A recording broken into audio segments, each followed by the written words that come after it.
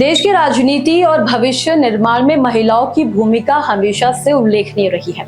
भारतीय संविधान सभा में कुल 15 महिला सदस्य थी। इन महिलाओं ने संविधान के मसौदे को तैयार करने और देश के भविष्य को आकार देने में महत्वपूर्ण भूमिका निभाई थी। संविधान सभा के बाद महिलाओं ने संसद में भी एंट्री ली। भारतीय लोकतंत्र के 7 दशकों में सफर में संसद की संरचना में कुल बदलाव आए हैं, लेकिन अब एक बड़ा बदलाव अंतिम चरण में है। नमस्कार, आप देख रहे हैं न्यूज बीन, मैं हूं आपके साथ काजल। नारी शक्ति वंदन अधिनियम के माध्यम से लोकसभा में महिलाओं को मिलने वाला 33% आरक्षण केवल एक कानूनी औपचारिकता नहीं, बल्कि उस असमानता को दूर करने का प्रयास है जो 1952 से लगातार चली आ रही है। लोकसभा में महिलाओं की भागीदारी समय के साथ धीरे धीरे बढ़ती रही, हालांकि ये अभी भी संतोषजनक स्तर पर नहीं पहुंच पाई है। पहले लोकसभा में 22 महिलाएं चुनी गई थी, जो कुल सदस्यों का 4.4% था। इसके बाद 1957 की दूसरी लोकसभा में यह संख्या बढ़कर 27 यानी 5.4% हो गई।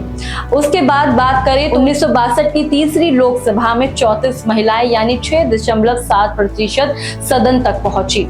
चौथी लोकसभा में यह संख्या थोड़ी घटकर 31 यानी 5.9% ही रह गई, जबकि पांचवी लोकसभा में केवल 22 महिलाएं यानी 4.2% ही चुनी गई। इसके बाद छठी लोकसभा में महिलाओं की भागीदारी और भी कम होकर 19 यानी 3.4% रह गई, लेकिन सातवीं लोकसभा में ये फिर बढ़कर 28 यानी 5.1% हो गई। आठवीं लोकसभा की बात करें तो महिलाओं की संख्या में उल्लेखनीय बढ़ोतरी हुई, जिसमें 44 महिलाएं शामिल थी। अगर प्रतिशत की बात करें तो 8.11।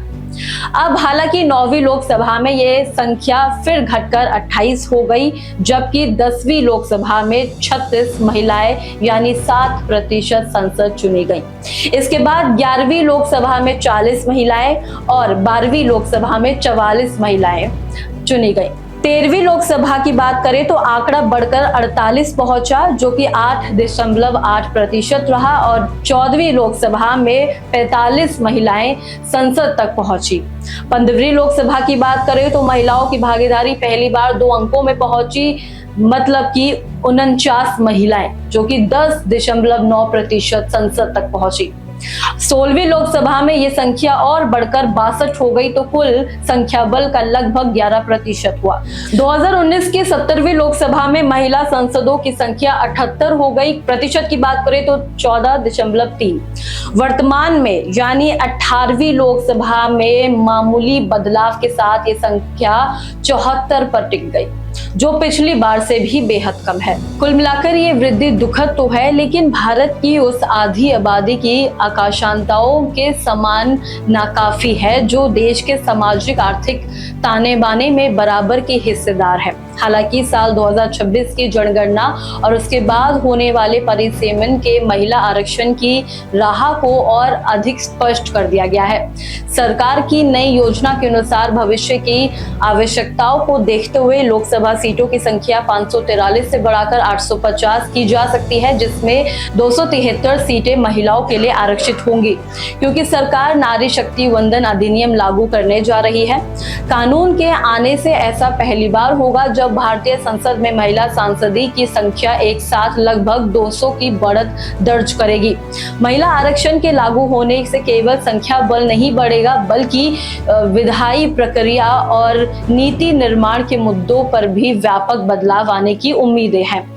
शिक्षा, स्वास्थ्य और महिला सुरक्षा जैसे विषयों पर सदन के भीतर अब और अधिक प्रखर और संवेदनशील बहसें देखने को मिलेंगी।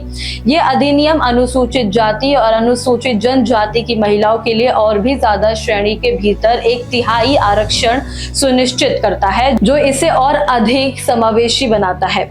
रोटेशन प्रणाली के माध्यम से हर चुनाव में अलग अलग निर्वाचन क्षेत्रों को आरक्षित किया जाएगा, जिसके नेतृत्व का बदलाव होगा।